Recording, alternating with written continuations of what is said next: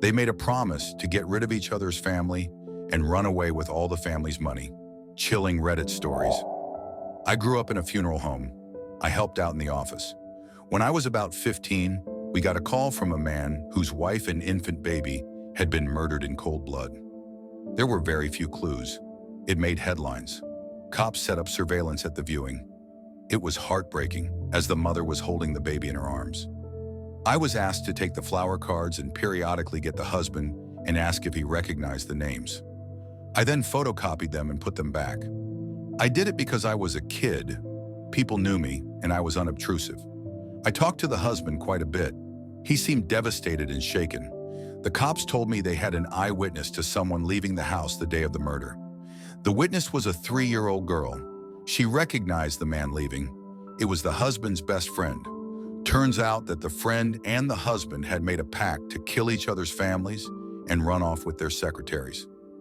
The little girl identified the friend, and I guess one of them cracked. They both went to jail on multiple counts, all on the testimony of a 3-year-old.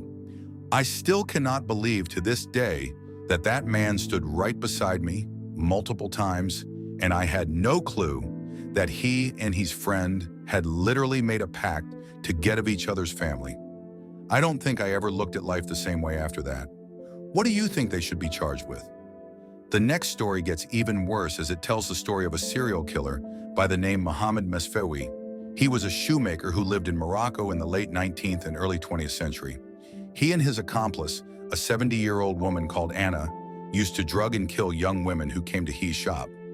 Eventually, one of the victim's parents traced her movements to the shop, and after the remains of 36 mutilated corpses were discovered nearby, Mesfewi and Anna were questioned and tortured in GTA. Anna didn't survive, but Mesfewi confessed to murdering them, usually for a tiny amount of money. His initial sentence was crucifixion, which was a very unusual punishment even then. However, there were many protests from powerful foreign embassies, and Morocco couldn't do much against them. Instead, he was sentenced to beheading, a more common punishment. However, the mood in Marrakesh was that this was far too lenient, so they settled on immurement, which is being walled up alive. A special cell was constructed in the wall of the bazaar, about 2 times 2 times 6 feet. Chains were attached to one wall to ensure he would be kept standing. Mesfewi wasn't told of his fate until the morning of his execution, when he was led screaming, in chains and slowly bricked up inside. Once the last course had been laid, the crowd would fall silent until he started screaming, in which they would cheer. He screamed nearly constantly for 2 days. On the 3rd day, he fell silent. What do you think happened to him when he fell silent?